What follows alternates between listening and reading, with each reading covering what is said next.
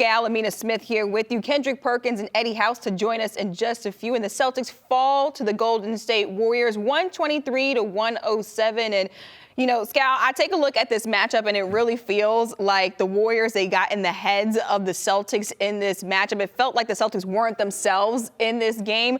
What did you take away after this matchup? So in the NBA Finals, and I don't know what Perk was talking about. The cat's kind of out of the bag when it comes to the Celtics, right?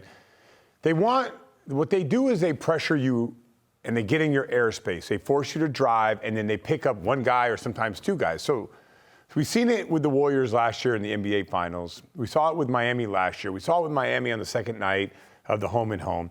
I saw it with Brooklyn, and I saw it with Toronto. The Warriors just have enough offensive firepower that they can do it, and then when you make a mistake, they make you pay. Yeah. Those other teams just weren't good enough. So I think that's how other people now are going to guard the Celtics. And you heard during the game, you heard Joe Mazzulla in the huddle.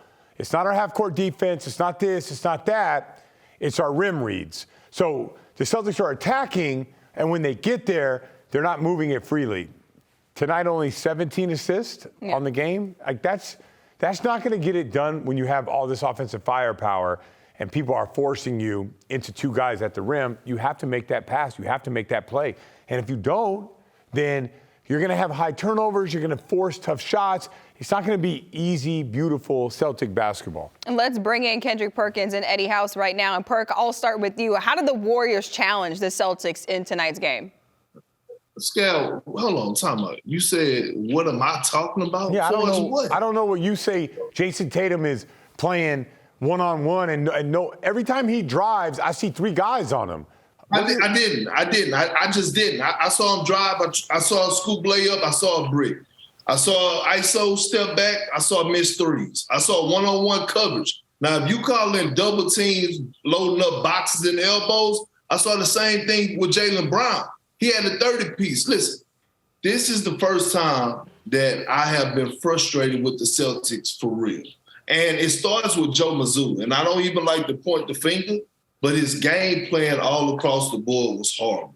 I didn't understand the drop coverage. I didn't understand all the unders on Steph and Clay in the pick and rolls. I didn't get that one bit. And so when we was talking about this pregame and we heard Mark Spears along with our guy Forsberg come on and talk about, the interim coach. See, he has to earn that title. This team went to the finals, so we got to see those in-game adjustments. We got to see how his coaching strategy is going to be when the postseason comes. Jaylen Brown showed up in great fashion.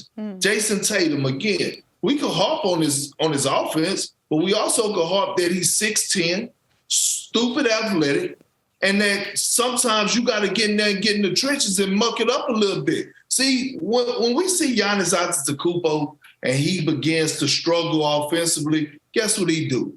He goes to the offensive glass. He start jumping in the passing lanes. He go out there and have 15 to 20 boards with 4 or 5 blocks. It is different ways to step up to the plate to have an effect on the game to get wins. Jason Tatum looks spooked. And he talked about he lost sleep after the finals. He definitely about to lose sleep until he see Golden State again. Because you know what the narrative is about to be right now, no matter what he do from in there, until they play Golden State again, right, in Boston, they're going to keep saying, oh, he ain't ready for Golden State. He ain't ready for Golden State. He's going to have to change that. Eddie, what did the Celtics show you in this game tonight? Well, it showed me that the Warriors have their number. For whatever reason, if it's coaching, game planning, if it's player to player, whatever it is, it showed me, number one, that the Warriors, while we was talking about, oh, we had this circled on our thing, we had it highlighted, starred and all that. No, they actually did. While you was, everybody talking about, oh, they third, whatever their record is. I know it's doo-doo, right? It's doo-doo over rice. But this game right here meant more to them than any game all season long. And we came in that game thinking like, oh, yeah, we about to try to – why they had a different energy. And when I was talking about aggressiveness, being aggressive, one team play – and you know this, Scal, and you know this, Perk. Remember what Doc used to say in that line? Play with force. What team played with more force than the other? And that was the Golden State Warriors, and that was the team that came out on top. They played with more force on both ends of the floor. I don't care what anybody say. I know this for a fact. We've been on this team. Us three, we played on the team. Ain't no way that a guy that got knocked out on national TV was coming in and was going to get no buckets and was not finna hear about it, period. I don't care what you saying. No, I'm not even playing. This is not even no joke. This ain't no game that I'm playing. There is no way that you got knocked out in front of everybody and you finna come in here and give us buckets and then turn around, spin around, look at the crowd, feel all comfortable. Nah, there ain't no way. We finna see what that's really about. Like, damn, your teammate doing that to you. I really feel that we could really do that to you at the end of the day because we really don't care about you. Your teammate's supposed to love you. We don't give up, about you. You understand me? So I just at the end of the day, when I see that, to me, it's like, man, where is that? Like, y'all don't remember what happened last year? Like, you lost in the final. Like, this ain't no, we ain't no dapping up, ain't no partners, none of that.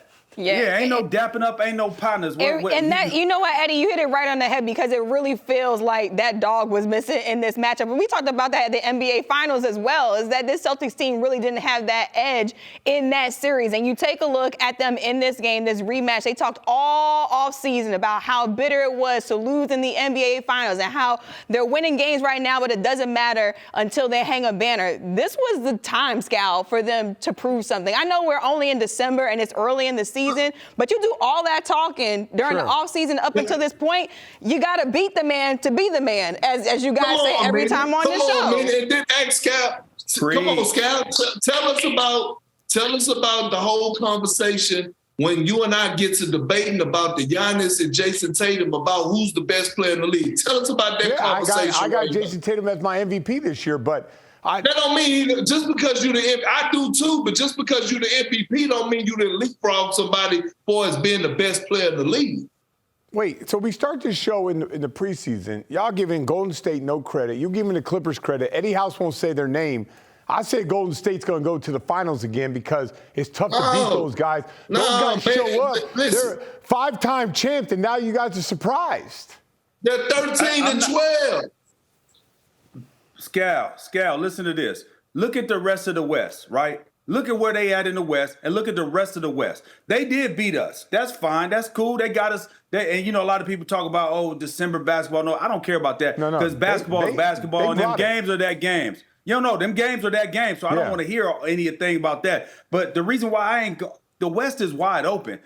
It's two teams in the East that should be dominant, no matter night in and night out. You still got to beat those guys. You still got to beat. You could say Klay Thompson's washed. You could say Steph Curry's old. You could say Draymond Green's triple single. You still got to beat those guys. Nobody ever said none of that. I don't know, man. We probably play the tape. I'm over here putting names. I'm saying Warriors are going to go to the finals. You guys are saying Clippers, and Eddie's saying it's wide open. Well, let's take a look at Steph Curry though, really quickly. And he had 32 points in this game, 6 rebounds and 7 assists. And Scal, it really looked like Steph Curry was having his way, but that's because also it's Steph Curry. But how did he challenge the Celtics in this I think the Celtics made 3 mistakes and got them going. And from there on, it was the Steph Curry show. Like the one thing about what we're finding out from the Warriors against the Celtics, when the Celtics make a mistake, like in the third quarter, they crash 4 guys to the glass, back-to-back transition layups. In the first quarter, Steph Curry comes down with 4 bench players, gets wide open. He goes for 8 points in 1 minute and 20 seconds. So for Curry's just an opportunistic player. Obviously, he's an elite shooter, one of the greatest shooters of all time. But you can't give that man no open looks. They gave him a few, and it turned into 32 points. So that's the Steph Curry that I know, I've seen time and time again, 10 years ago or now. Yeah, here's Steph Curry's night and also Klay Thompson's night. Take a look at it right here. 32 points for Steph Curry, 34 points for Klay Thompson. And Klay Thompson was really out there playing like he was trying to prove a point, not only to the Celtics, but also to the rest of the league. 6 rebounds for Steph Curry, 5 for Klay Thompson, and 7 assists for Steph Curry in this matchup. Perk, what did you see out of Steph in this game? That you need the shades of red going through your forehead and your cheekbones when you're light skinned. That's what I figured out about Steph. There's different shades to this. But again, Amina, we came into this game. Pre-game, we didn't talk about the Warriors starting five. We didn't talk about Steph or Clay or Draymond. We talked about their bench. Again, Steph is averaging over 30. Like, that's enough in itself. We should already know that. Eddie, what was Steph Curry's impact in this matchup? I think his impact was he got whatever he wanted when he wanted it. And to me, he had 32, but it wasn't loud. Most of the time, he get a loud 32. That wasn't a loud 32. That was like a quiet 32. I feel like everybody else on their team stepped up and did what they needed to do. And when he needed to make a shot at the most opportunistic time, he did that. But the rest of the team balled out. Like I said, I just think that the Warriors tonight, seeing that the Celtics came in with all the hype, with all the best team in the league, all these things, the best offense, and they said, we're going to play with more force. We're going to be better than them tonight. We beat them last year. Let's not forget everybody. And we're going to go out there and show everybody that we ain't done. I know our record is what it is, but we're going to beat them tonight. Yeah, Klay Thompson had 34 points in this matchup along with 5 rebounds. Scout, what did it feel like Klay Thompson? You better go to Perk because he ain't said nothing in a while. What? He hasn't said anything in a while? I think Perk going to get mad if we don't let him talk. No, go ahead, Perk. I feel like Klay Thompson was trying to prove something in this game. Well, Scal, I'm cool with what you talking. He not trying, he did. Not trying, he did. So Klay Thompson heard, right, that Jason Tatum and Jaylen Brown is the best duo in the league. Klay Thompson set the tone. Klay Thompson guarded Jason Tatum in the first quarter. I saw it. Klay Thompson was on one tonight. Like, he was putting the world on notice. This is why we earned the title of being the Splash Brothers. Amina, can I ask you a question? Go ahead. How many times in that Steph Curry highlight just now did we see him scoring over 2 bodies in the paint and outside the 3? Not once. You care to hop on this since Scal and E-House want to talk about Tatum being double teamed? How many times we just witnessed that with Steph?